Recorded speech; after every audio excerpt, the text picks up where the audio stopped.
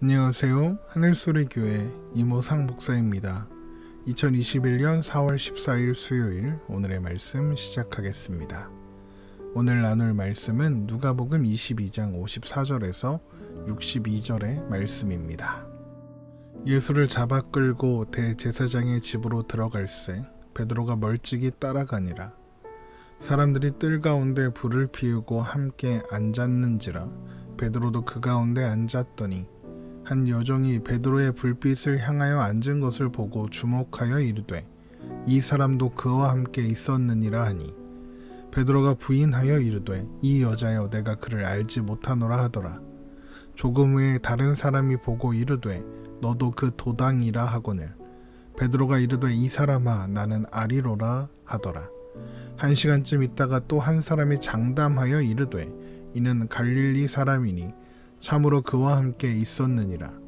베드로가 이르되 이 사람아 나는 내가 하는 말을 알지 못하노라고 아직 말하고 있을 때에 닭이 곧 울더라. 주께서 돌이켜 베드로를 보시니 베드로가 주의 말씀 곧 오늘 닭 울기 전에 내가 3번 나를 부인하리라 하심이 생각나서 밖에 나가서 심히 통곡하니라. 아멘. 예수님을 잡으러 왔던 사람들은 예수님을 잡아 끌고 대제사장의 집으로 갔습니다. 마태복음은 예수님께서 힘없이 붙잡히시자 제자들이 모두 예수님을 버리고 도망갔다 이렇게 기록하고 있습니다. 그러나 그때 2명의 제자가 예수님을 끌고 가는 무리들을 멀찍이 따라갔는데 하나는 베드로이고 하나는 요한이었을 것으로 추정됩니다. 누가복음 22장 54절입니다. 예수를 잡아 끌고 대제사장의 집으로 들어갈새 베드로가 멀찍이 따라가니라.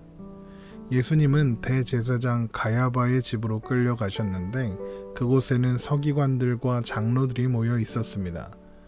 아마도 그들은 그곳에서 예수님을 죄인으로 만들 거짓 증언들을 꾸며내는 회의를 했던 것 같습니다. 그리고 그 회의는 새벽이 되도록 계속되었죠. 그렇게 회의가 진행되는 동안 그 집에 속한 사람들, 종과 아랫사람들이 뜰에 불을 피우고 앉아 있었는데 그 자리에 베드로도 함께 있었습니다. 누가복음 22장 55절입니다. 사람들이 뜰 가운데 불을 피우고 함께 앉았는지라 베드로도 그 가운데 앉았더니 그때 한 여종이 베드로를 보고 베드로가 지금 잡혀온 예수라는 사람과 함께 있었다 이렇게 이야기했고 베드로는 그것을 부인합니다. 첫 번째 예수님을 부인하는 것이었습니다. 누가복음 22장 56절에서 57절입니다. 한 여종이 베드로의 불빛을 향하여 앉은 것을 보고 주목하여 이르되 이 사람도 그와 함께 있었느니라 하니 베드로가 부인하여 이르되 이 여자여 내가 그를 알지 못하노라 하더라. 조금 후에 다른 사람이 또 베드로를 보고 너도 그 도당이라 이렇게 말했고 베드로는 다시 한번 부인합니다. 두 번째 부인이었죠. 누가복음 22장 58절입니다. 조금 후에 다른 사람이 보고 이르되 너도 그 도당이라 하거늘 베드로가 이르되 이 사람아 나는 아니로라 하더라. 그리고 시간은 또 흘러 1시간쯤 지났을 때 어떤 사람이 또 장담하며 베드로가 갈릴리 사람이라는 것과 그가 예수님과 함께 있었던 사람 중 하나라고 지목했고 베드로는 다시 한번 부인했습니다. 그리고 바로 그때 닭이 울었습니다. 누가복음 22장 59절에서 60절입니다. 1시간쯤 있다가 또 한 사람이 장담하여 이르되 이는 갈릴리 사람이니 참으로 그와 함께 있었느니라. 베드로가 이르되 이 사람아 나는 내가 하는 말을 알지 못하노라고 아직 말하고 있을 때에 닭이 곧 울더라. 바로 그때 예수님께서 돌이켜 베드로를 보셨고 그제서야 베드로는 지난 저녁 식사의 자리에서 베드로가 닭 울기 전 3번 예수님을 부인할 것이다 말씀하신 예수님의 말씀이 떠올랐습니다. 누가복음 22장 61절입니다. 주께서 돌이켜 베드로를 보시니 베드로가 주의 말씀 곧 오늘 닭 울기 전에 내가 3번 나를 부인하리라 하심이 생각나서 예수님께서 베드로를 돌이켜 보셨다는 것은 베드로가 예수님을 3번 부인한 이 일이 예수님이 계신 곳에서 이루어진 일이었다는 것을 알게 해줍니다. 베드로는 예수님 면전에서 예수님을 부인했던 것입니다. 그런데 베드로가 오늘 닭 울기 전 내가 3번 나를 부인하리라 라고 하신 말씀이 떠오르는 것은 닭이 울었을 때가 아니라 예수님께서 그를 바라보셨을 때였습니다. 베드로를 바라보는 예수님의 시선은 어떤 의미였을까요? 당연히 베드로를 향한 실망과 책망이었을까요? 그렇지 않았을 것입니다. 예수님은 베드로의 연약함과 한계를 그 누구보다도 잘 아셨던 분이셨기 때문입니다. 주님은 그가 느낄 좌절과 절망감을 아시고 그래서 미리 마지막 저녁 식사 자리에서 그것으로 인하여 좌절하지 말고 돌이키라 말씀하셨기 때문이죠. 누가복음 22장 31절에서 32절입니다. 시몬아 시몬아 보라, 사탄이 너를 밀가부르듯 하려고 요구하였으나 그러나 내가 너를 위하여 내 믿음이 떨어지지 않기를 기도하였노니 너는 돌이킨 후에 내 형제를 굳게 하라. 베드로를 바라보는 예수님의 시선은 용서와 위로와 격려의 시선이었던 것입니다. 그러나 자신의 현실을 확인한 베드로는 밖으로 나가 통곡할 수밖에 없었죠. 누가복음 22장 62절입니다. 밖에 나가서 심히 통곡하니라.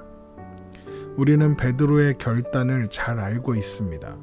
누가복음 22장 33절입니다. 그가 말하되 주여 내가 주와 함께 오게도 죽는 데에도 가기를 각오하였나이다. 베드로가 이 말을 그냥 했을까요? 아닙니다. 필사의 각오와 진심을 담아 한 말이었습니다. 이때만큼 베드로는 진심이었을 것입니다. 그런데 몇 시간 후에 베드로는 예수님 앞에서 예수님을 3번이나 모른다 부인하게 된 것입니다. 우리 또한 매 순간 하나님 앞에 진심의 결단과 고백을 합니다. 어떠한 시련이 와도 두려워하지 않고 주님을 따르겠습니다. 어떠한 유혹에도 넘어지지 않고 하나님 앞에 거룩한 신앙인으로 예배자로 살겠습니다. 이렇게 고백합니다. 거짓이 아니라 진심으로 우리는 신앙을, 믿음을 잘 지키겠노라 결단하고 다짐하죠. 그런데 그런 우리가 마주하는 현실은 언제나 어떻습니까?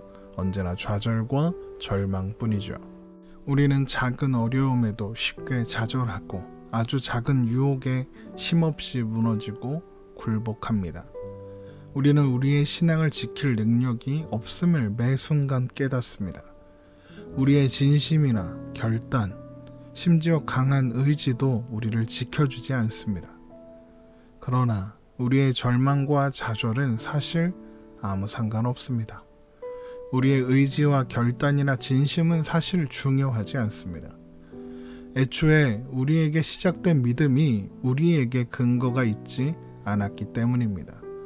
우리는 우리의 진심이나 결단과 의지로 예수님을 믿은 것이 아니었습니다. 로마서 5장 6절에서 8절입니다. 우리가 아직 연약할 때에 기약대로 그리스도께서 경건하지 않은 자를 위하여 죽으셨도다.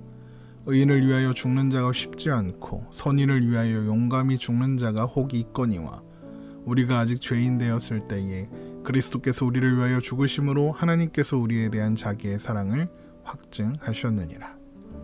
우리가 아직 연약할 때에, 우리가 아직 죄인이었을 때에 주님께서는 십자가에 죽으시고 하나님의 사랑을 확증하셨습니다.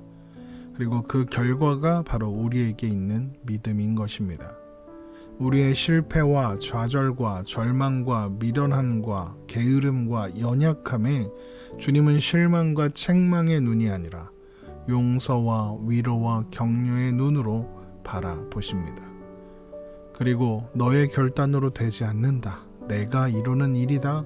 내가 완성하는 일이다. 라고 말씀하십니다. 그래서 우리는 예수님만을 바라보면 되는 것이죠. 히브리서 12장 2절입니다. 믿음의 주요 또 온전하게 하시는 이인 예수를 바라보자.